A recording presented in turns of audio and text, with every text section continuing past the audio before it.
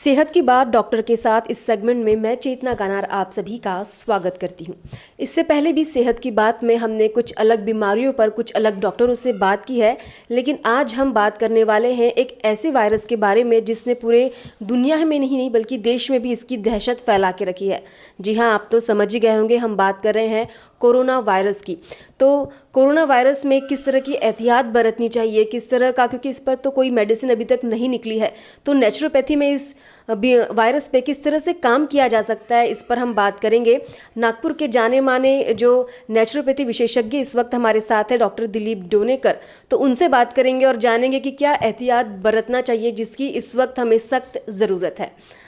Sir, welcome to a show.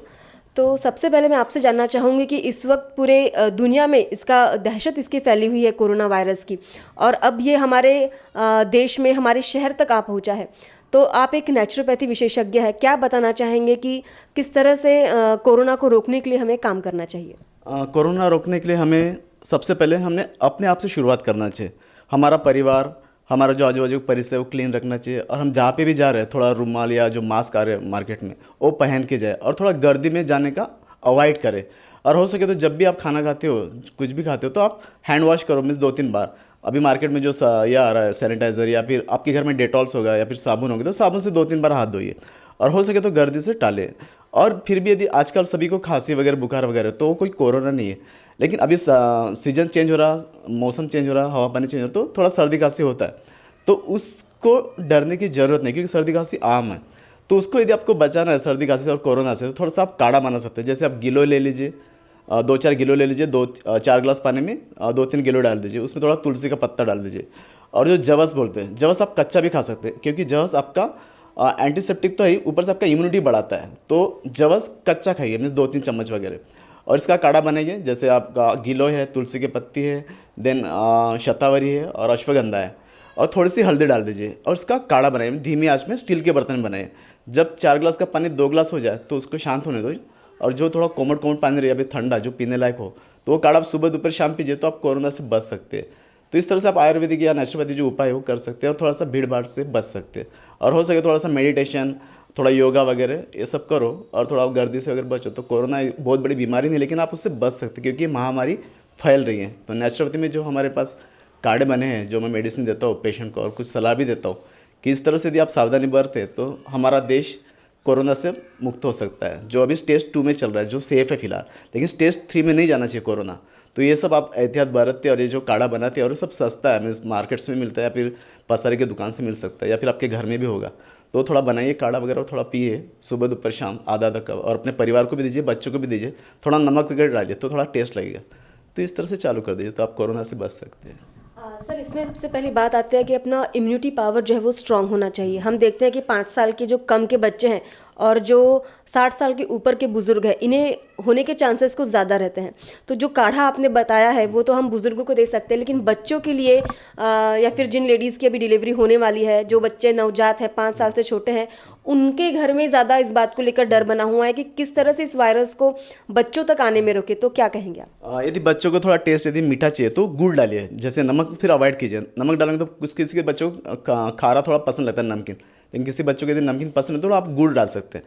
तो गुड़ डाल के ये सब जो काढ़ा है, जैसे और आपका ये जो है तुलसी का पत्ता है, देन गिलो है, हल्दी है, ये 2-4 चीज़ बना के और उसका काढ़ा बनाए, तो ये बच्चों को भी दीजिए थोड़ा सा टॉनिक जैसे, तो बच्चे भी इसमें सेफ हो सकते हैं। और जो प्रेग्नेंट वुमेन्स हैं उन्होंने भी इसका सेवन कर, तो कोई साइड इफेक्ट नहीं है, और इससे अपना इम्यूनिटी बढ़ता है। और यदि कोई ये काढ़ा नहीं पी सकते तो सबसे सिंपल सी बात है, जो जवस है जिसको हम अलसी कहते हैं, तो अलसी की बीज बच्चे बड़े चाविंग से खाते हैं आजकल, मेरे यहाँ के भी बच्चे खाते हैं, तो बच्चों को दे दीजिए 2-3 चम्मच, या फिर उसको कटोरी में दे दीजिए, तो दिन भर वो चबाते रहते हैं, तो उसका इम्यूनिटी और स्ट्रांग होता है, तो खांसी या कोरोना से वगैरह आप दूर रह सकते हैं।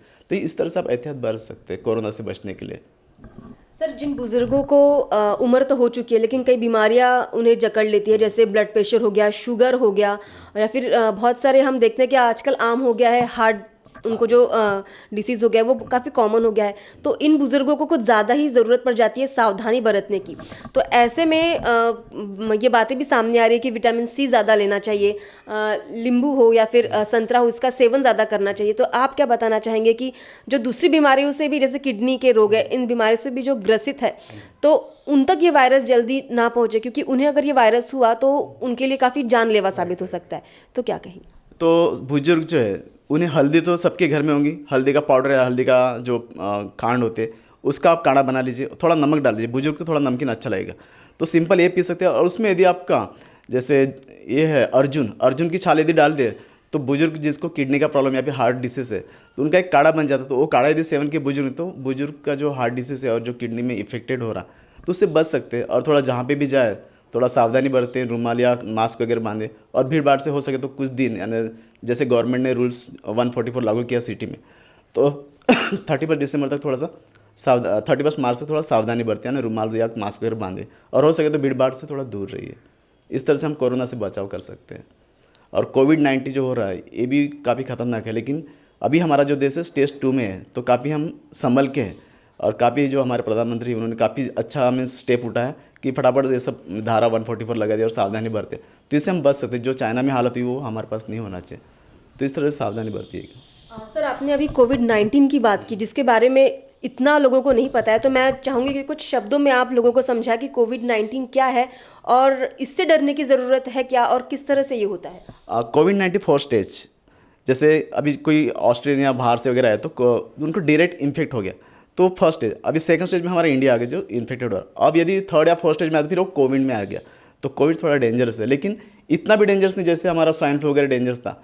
इसमें मीन्स डेथ का उतना संभावना नहीं है हमारे इंडिया में, लेकिन फिर भी क्योंकि यहाँ का हमारा जो टेम्परेचर है वो काफ़ी मीन्स अच्छा है, नागपुर का 30 प्लस चलता हमारा। और ये जो वायरस है 23 या 24 तक जीवित रहता है, लेकिन फिर भी ऐसा नहीं कि जीवित रहता तो आप मीन्स मनमानी करिए या फिर हाई टेम्परेचर तो आपको डरने की जरूरत नहीं, लेकिन सावधानी तो आपको बरतनी है। जब भी आप किसी चीज़ को छूते हैं और बाद में आप खाना खाने जाते हैं तो आप थोड़ा सा हैंड वॉश वगैरह कर दीजिए 2-3 बार, तो आप कोविड से भी डरने की जरूरत नहीं, आपका जो कोरोना है उससे भी डरने की जरूरत नहीं, लेकिन आपको सावधानी सबसे पहले बरतनी चाहिए। यदि हमें अपने राष्ट्र को बचाना है तो थोड़ा सावधानी रहना जरूरी है। जैसे कि डॉक्टर दिलीप डोनेकर से इस वक्त हमने बात की और उन्होंने कहा है कि अगर सुरक्षित रहना है तो सावधानी बरतना बेहद ज़रूरी है।